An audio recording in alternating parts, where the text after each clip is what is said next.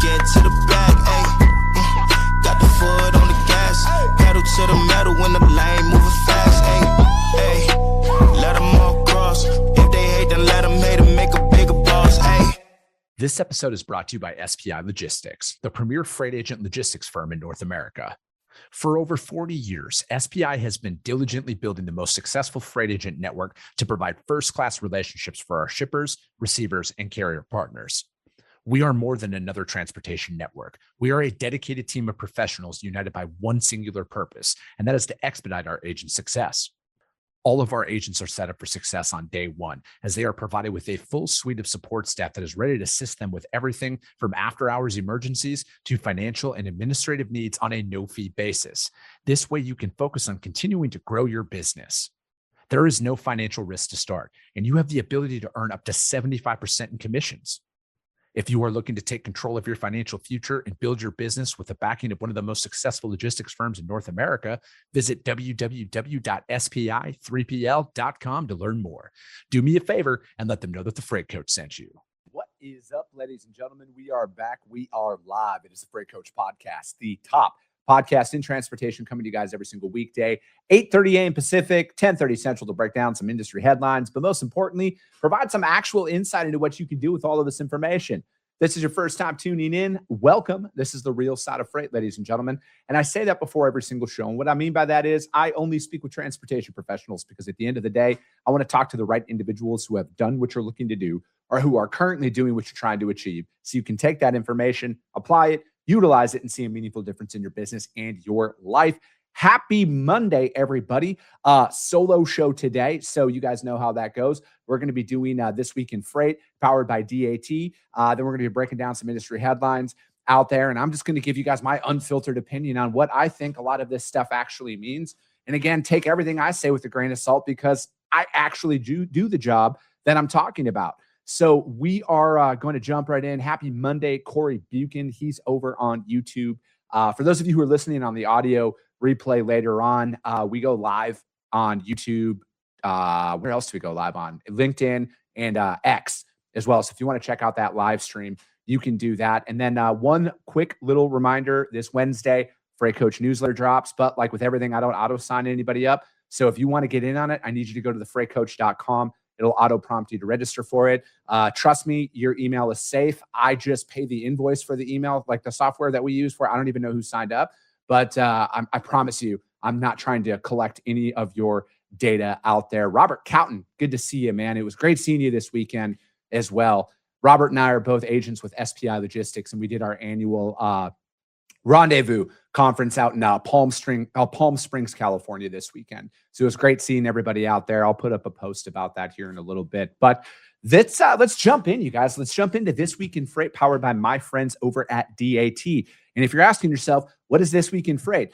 3 times a week, we do lane analyses that are 100% viewer submitted. So if you want your lane broken down that you're trying to read the market on, I need you to email my team, podcast@thefreightcoach.com. I just need shipping city, delivery city, and trailer type. And if you think I'm somehow using this to benefit my freight brokerage, round up to the nearest big city. And plus, you guys, we all have the same lead generation software. And I don't do anything but flatbed. So this one in particular is reefer freight today. We're breaking this one down. And this one is Yuma, Arizona to Columbus, Ohio. This one has okay, so for those of you this is the first time tuning in, every time I'm out here and I'm assessing a lane to go out and bid for my customer, the first thing I always pay attention to is the miles. And on this one, you guys in particular, it's 2,000 miles. It's a great lane. All right. People love it. It's long. It takes up a couple of days. It's a great Thursday to Monday, Friday to Monday load out there. It's good pick up Monday, deliver Thursday, any of that. So there's no mileage thing that would deter me from ever wanting to go after this specific lane, depending on the day of the week. Long story short, anything under 1,000 miles, shipping on Thursday or Friday for Monday is exponentially going to be more expensive than shipping it during the week. And those are those little tips and tricks I want you guys to go out there and talk to your customers about on why it's always more expensive to ship certain freight, certain days of the week. But this lane in particular, there's a lot of factors that are coming into this one. So a lot of my friends move produce freight, and I talk to my friends often, and they have all brought up the fact that the main produce shipping hubs have been very, very challenging to get capacity here over the last like 6 weeks. And there's multiple different factors that are coming into this one. And I'm starting to see it in my book of business as well, especially for loads that are going into certain regions out there. But since we're talking about this lane, if you look at the 1 year mark, we're at about $6,000 is what this one was running for. But look at this time of year, right? Like we're in March right now, March and April, and it normally sits around 47 to 4,800 bucks around this time of year. But look at where it's currently at, you guys. There's a $2,000 rate increase on this specific lane between last year and this year. And you might be asking yourself, why? What is going on? Especially because like this isn't peak out there. Peak is normally about $5,000 over the middle of the summer. Again, this was for last year. But again, you got to look at it like this. You got to pay attention to what's going on, you guys, with the DOT, with immigration checkpoints and the scales and everything, and drivers' likelihood of getting detained. Even if they're legal, they're having to sit at some of these certain checkpoints for hours on end. And what does that do? That naturally causes people to not want to go to certain areas. That's not saying that these carriers are illegal or the driver is illegal. They just don't want to be messed with, all right? And you see that a lot during DOT inspection week. A lot of drivers just don't want to drive during that week because they just don't want to be messed with. It's not saying their equipment's bad or anything like that. They just make the conscious decision to shut their operation down for that week or run at limited capacity because they just don't want to be messed with. And again, I'm not here to tell anybody how to run their business. I'm trying to build my own. These are just some of those factors that I see out there and have seen out there throughout the years. But right now in particular, immigration, English language proficiency, enforcement is going on heavy down towards the border cities. So if you have any freight that is moving into that area, I would be aware of that. I would want to talk to my customers about that we are probably going to see rate increases for the foreseeable future. And then obviously, you guys, diesel is up. All right. Now, everybody has an opinion about, and I see this from the broker community. This is directed 100% towards the broker community. Every time fuel goes up and everybody's got some magic algorithm about actually when diesel's up $1 a gallon, carriers should only charge X and Y. It just stop. All right. Like, please stop. Diesel, you guys don't look at it like this. The cost to fill up a truck, and again, I went to public school, so my math skills are very basic. It's about 300 gallons to fill up a truck. All right. Say the national average is $5 a gallon. Say it's $1,500 to fill it up. Now that's like every couple of days. All right. You got to fill that up. Maybe every 3 days. You're probably spending about $5,000 a week just in fuel. For easy math, we'll keep it there. Maybe your fuel card or your whoever you're getting your diesel from gives you like a $20,000 limit or a $25,000 limit out there. Okay, so if you did the quick math, you're like, damn, they might be maxed out in fuel, and they might not be able to afford to fill up their truck. And then what happens if they don't get their invoices that come in that they're owed for like 45 days instead of 30 days? And then they have a cash flow constraint that's out there, right? So a lot of us want to sit here and pick apart how carriers want to operate their business, but none of you guys actually look at the downstream. You look at what it should be for an extra rate per mile to fill up a truck right now. And that's just not the case. All right. You got to look downstream. You got to look at the potential cash flow constraints. You got to look at how many people aren't paying them, right? Do they have any aging invoices that's out there? And for those of you who don't actually own a business or work in accounting, you'd be surprised on how many people drag their feet on payment terms. They tell you it's net 30, but guess what? They don't pay you for 50 days. And if you're a smaller operation and you're trying to balance that cash flow, you're going to have a very challenging time when fuel spikes up like this seemingly overnight and stays up there. So it's a lot bigger deal than a lot of you brokers want to even admit. And maybe it's because you don't actually know what you're talking about. But that's just what I'm telling you. Like, when you see this, when carriers are saying we need more money for fuel, it's a big expense. All right. It's a massive expense out there, and not everybody's paying them. So when you see spikes like this, I tie it to a couple of key factors: immigration checkpoint or an ELP enforcement, specifically down south around the border states, and diesel. I think diesel is a lot bigger driver to capacity constraints right now than most people are even giving credit to. I talk to actual truck drivers like a lot. So I'm just giving you guys this information. So when you see this rate increase that's out here, I'm not going to sit here and say that this is going to remain elevated for the entirety of the year. It very well could. I don't know, but those are those key factors that I would be talking to my customers about. All right. So if you're moving this freight out there, I would start tethering people's expectations, because I look at the capacity constraints that I'm seeing overall in the market right now have a lot to do with where fuel is. And some individuals out there might not be able to afford to fill up and operate their business right now. They might be able to do it for a couple of weeks, but unless they're getting quick pay, unless they're getting an opportunity to keep that that line of credit open to how they're financing it, you guys, those are those key factors that are taken in. So I would if you're in a spot market situation with your customers right now, you are in a very strong position. If you contract it out with your customers, say you got some RFPs that got published in January or February, I would advise you to honor your rate commitments right now. I'm not going to tell you to lose thousands and thousands of dollars or anything like that, but I would take this on like a week by week basis, because like, you don't want to be the first one to raise your rates and then say something happened and then capacity loosens back up and then fuel prices go down and then you're left not seeing any more business, right? Like, it's a very delicate transitionary period. This lane, though, in particular, Yuma, Arizona to Columbus, Ohio, I am taken on a week by week basis. If you're in a spot market situation, you're in a very strong spot. If you're in a contracted situation, in a couple of weeks, I might be wanting to talk to my customer about potentially getting a rate increase, because this is only going up and it's seemingly only going up. But that is This Week in Freight, powered by my friends at DAT. That was Reefer Freight Analysis, you guys. And again, we do 3 of them a week. We do reefer, dry van, and flatbed. And we are making it happen. All right. So that being said, let's jump into some articles here. But, to go down a little bit further on what I was talking about there, you guys, in the cost to operate a semi.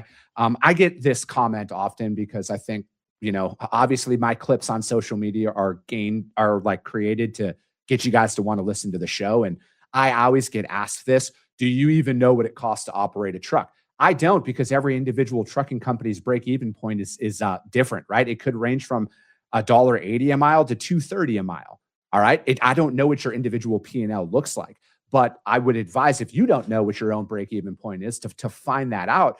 But, from some of my friends that own trucks out there, depending on their lease terms, depending on their finance terms, I have got it down to like that 40-cent increment between $1.80 a mile and $2.20 a mile break-even, depending on their financing and everything that they have out there. But again, the free market's the free market, you guys. And I've been talking about selective capitalism on this show a lot, because I see a lot of selective capitalists out there in the social media world, specifically in freight.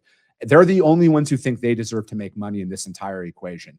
You got to remove your personal bias in these times, because the people who've seen market shifts before, like, I'm salivating for this to continue. I am, because like, I'm already seeing it with my current customer base, with who else is also hauling their freight, about what happens when markets shift and it gets a little bit challenging, because everybody's good when it's easy. And I see this out there a lot. One of I would say the main critiques on my show is like the information's too basic. Well, I tell you what, my basic information has built multiple books of business, and it continues to build my book of business, and the direct feedback I get from my customers that I actually move freight with. The basics is what keeps me at the top of their list. And if you think that the basics don't matter to the large enterprise shippers, I'm going to give you guys some direct feedback from my friends, like literal friends who've been on this show and who I talk with privately about stuff. Communication is still their biggest problem. All right. So it's like, right now, as we're in a transitionary market, yet to be seen if it's going to continue for the long term or whatever happens, I look at it like this: you have to be able to communicate. That is our sole job as a freight broker. If you cannot communicate, you cannot move freight. It's plain and simple, because again, everybody's good when it's easy. But as soon as it gets challenging out there, that's where the window of opportunity for yourself to really show up and show why you're different than everybody else. Because if you can't effectively communicate, especially when you're dropping the ball, you're going to have a very challenging time if this continues at this level. Because if capacity continues to tighten, you better be willing to make 50 to 70 calls on a load to lose money to cover it. Otherwise, you're going to be out of somebody's network very quick. I think the appetite for failure and the lack of communication is going to be very minimal in this next shift from a shipper's perspective. And I've been saying that for a very, very long time because capacity has been loose for like 4 years, right? And again, everybody's good when it's easy. And in an adverse market, this is when the real players show up. I've been doing this for a long time. I've seen this. It's not that it's easier for me to find trucks during this downturn when things tighten up out there, but I know how to communicate effectively with my customers and keeping them informed. And, and I just look at it that where we're potentially going to be at in the middle of the summer, like if you've been prospecting hard for these last couple of years, you're not just like snapping your finger, oh, we got to start calling people, because from my seat, all right, and again, this is just from somebody who actually prospects new business. The new opportunities haven't started flooding in yet, okay? A lot of the prospects that I have been in contact with and that I've spoken with over the years, they're starting to warm up to the fact that like, hey, things are starting to change. We might need to look at adding new providers. But if I haven't had any established contact with them to this point, there hasn't been that desire to even pick up the phone yet. Now that could change, right? And again, you might be having a different experience than me. I'm just letting you guys know what I go through on a daily basis out here as I'm trying to build my book of business. Are there going to be new opportunities for you this year? If this continues, if capacity continues to tighten up and rates continue to spike at a very high level out there will 100% be new opportunities for you as long as you're willing to put in the work. But that's the thing. You got to be willing to put in the work. But the opportunities are out there. They're always out there. I would just get after it and try and get in front of as many people as possible. And again, know your target market, know what you're going after. I think the appetite for cold calling and new bit and like sales reps out there, you guys, again, I talk about the niche often because I've just found success with that niche-based sales approach. And I know some people vehemently disagree with me on this, and that's fine. The beauty of what I'm doing compared to most people is I have my ass on the line to build my business and make it work, right? So if I'm right, you'll see it. Because if I can afford to continue to show up and do this show, it's working. But let's jump in here and break down a couple of articles. You guys, as always, the links to these articles are going to be put up in the show notes on iTunes and Spotify out there. But let's jump in here. And the first one is from ttnews.com. It is ATA truck tonnage reaches 3-year high in February. Tightening capacity lifts sequential annual freight volumes out there. The American Trucking Association's for-hire truck tonnage index showed a pivotal shift in February. After a stagnant start to the year, truck tonnage surged 3.1%, marking the strongest month-over-month gain in nearly 2 years. This data suggests that the freight bottom is firmly in the rear view as retail inventories normalize and industrial production picks up. I look at it as there's a lot of, when there's so much like stagnant bottom freight market going on for years over years, any breath of fresh air in the different direction is always welcome out there. Again, I'm not trying to sound overly pessimistic or overly optimistic at any given point in time. I like to tell people this: I'm an optimistic realist. I know that there are a lot of key economic contributing factors to what we're seeing out there right now. And anytime there's civil unrest in the Middle East and other regions that are out there, and it affects oil, oil is the lever of the entire world economy. Like it all starts and stops with oil. That's one of the biggest things that I personally look at. Again, I went to a state college. Like I'm not an economist or anything. I just know oil's in about everything. And anytime oil starts to increase out there, that's a data point that I always pay attention to. Inventory levels, that's another big one that you guys should be paying attention to. Import levels, a lot of that stuff that you're seeing out there. Those are those key market indicators that I really watch overall. And then also another one that I pay attention to, you guys, is consumer credit card debt.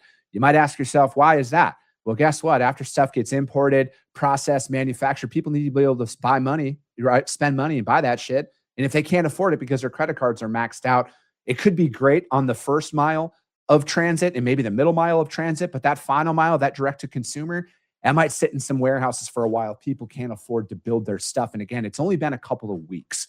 And I know in today's day and age, a couple of weeks is a lifetime, but I'm also old enough to know that the world existed pre-social media, and I know things can take time. And I also know that things can change very quickly as well. So I am very optimistic that there could be some new opportunities coming at this point in the year, but I'm also a realist in knowing that like a lot of customers have a very deep roster of providers, and they're probably going to go through a lot of them here first. So that's the importance of continuing to prospect at a very high level, staying in front of people and doing what you got to do to get noticed for when they need that new provider out there. But like how I would handle this if I was in a lot of your guys' shoes, depending on the freight market that you're operating in, okay? Because again, I don't know every individual market, but I do know how market shifts work. I would be very cautious on how much freight I would be blindly accepting at this point. And if you have a higher risk tolerance than me, fucking go for it. But I personally look at it as like a lane by lane basis. There's some lanes out there, you guys, like those power lanes that we talk about on This Week in Freight. A lot of them, they're going to be like the last ones to be affected. But if you work in any secondary markets, and by secondary markets, I mean like look at every major metropolitan city that there is, right? Like you look at Atlanta and Dallas and stuff. Draw a 100-mile loop around that city. Those ones that are about 50 miles to 100 miles away from a major metro, that's like a secondary market. Those markets are going to be affected first from capacity standpoints and rate standpoints. And you're going to see rates spike in those markets before Atlanta to Dallas, right? So pay attention to that as you're going on and keeping that capacity as you're committing to more freight. Just be more cautious, right? Where you used to be able to like, oh, screw it, I can take 5 of these. You might only want to commit to 2 at this time. And then I always look at it like this. When my customer comes to me and they're like, hey, we have 4 of these, I'm going to tell them, hey, I can take 2. As soon as I get them covered, I will let you know about the other 2. And I just, again, that's just personally how I like to operate. But again, you guys can do what you want. Prove me wrong. All right. If it works for you in a different way, more power to you. I'm just letting you guys know what I do. Second article, sorry, that one was from ttnews.com. You guys are just talking about truck tonnage. It was up. I thought it was a good data point because anything positive in the other direction of down is always a good thing in my simple brain. But second article we are going to be breaking down is from freightwaves.com, and it is the clearinghouse fraud putting drugged drivers back on the road. My friend Rob Carpenter wrote this article. He's been on the show a bunch of times. Follow him. Follow his company that he's with. They're a great resource for you guys. It says a chilling investigation reveals a massive loophole in the FMCSA's Drug and Alcohol Clearinghouse. Scammers and compliance consultants, I want to make sure the air quotes are in there, are using identity theft and fraudulent documents to clean the records of drivers who have failed drug tests, effectively putting prohibited drivers behind the wheel. This is a systemic failure of the digital guardrails. You know, the clearinghouse out there has had a lot of mixed feedback. We'll put it like that. But again, I look at it from a technology standpoint, you guys. Like, if there's a will, there's a way. And if there's a way to go in and manipulate any of this data, I think that they are going to find that. And it's, you know, again, I don't agree with any of this stuff. I personally hate criminals, but I understand that people are going to be criminals no matter what. I look at it where it's like, this is the importance of really working with the same carriers time and time again and building that trusted network. Because a lot of the scammers, you guys, and a lot of the fraudulent actors, they hate people who actually care about their job. I look at it like we're coming to a point in time where there's so much of a spotlight on our industry. Again, like I've talked about, like Secretary Duffy and Secretary Bars of the DOT and the FMCSA, you guys are like all in on this stuff. This is the most attention I've ever seen. I look at it from like a legality perspective here. what potential repercussions could come down for your business if you hire a carrier and something happens and then they have shown to digitally manipulate their records. Is there any potential blowback? I can't answer that. I'm not a lawyer, but that's something that I would be thinking about. And again, this is why I always preach about booking the same trucks time and time again. And, it's one of those things that seemingly the DOT's tech stack is lagging, to say the least. And it sounds like they're putting a lot of effort into cleaning up a lot of this stuff. I just hope that they can get ahead of that situation as opposed to us being one step behind. And again, like there's a lot of great third-party companies that are out there, you guys. And it's very, very important that you're vetting your providers and who you're working with. And, again, we just had the NMFTA on last week and talking about the Freight Fraud Prevention Hub and a bunch of stuff that they're doing out there, you guys. It's one of those situations where there's a lot of resources that are at your disposal right now. And we got to stay ahead of it. We have to collaboratively work together as an industry here. It's not as much of a, we shouldn't be working with somebody because they're a competitor. We should be working with everybody right now because collectively we can stay ahead of this, right? Like we should never be a step behind. We should always be a step ahead. We should always be sharing a lot of that information that we get out there because, again, it's kind of getting to that point with some of this stuff, not all of it, but with some of this stuff that like, if all of our data is coming from the DOT, the FMCSA's website, and that's bad, and we're making our decisions on that, that's a rough spot to be in as a broker or a carrier, because I want to see just as much scrutiny put on the broker community as well, right? Like the ones who are fraudulently operating out there and taking advantage and scamming carriers, because it's not just double brokers who do this, you guys. I hate to be the bearer of bad news for the brokers who watch this show that think that we're just, the God's gift to freight. There's a lot of shady brokers that are out there as well who don't operate at the same standards that you do. But, I also look at it, and I've mentioned this on this show. I am a massive fan of what the FMCSA and the DOT is doing right now. They got to continue to do it. We got to remove all fraud and all bad actors from the industry. And that includes the brokers that are in this industry that aren't operating above board. They're doing shady stuff.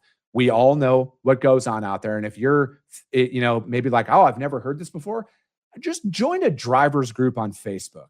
If you want to know people's perception on freight brokers out there, join a drivers group on Facebook. You might need to educate yourself a little bit on what actually goes on out there. But I would, again, if we're only using the DOT and the FMCSA's data to make a decision on whether to work with a provider or not, it's getting challenging right now.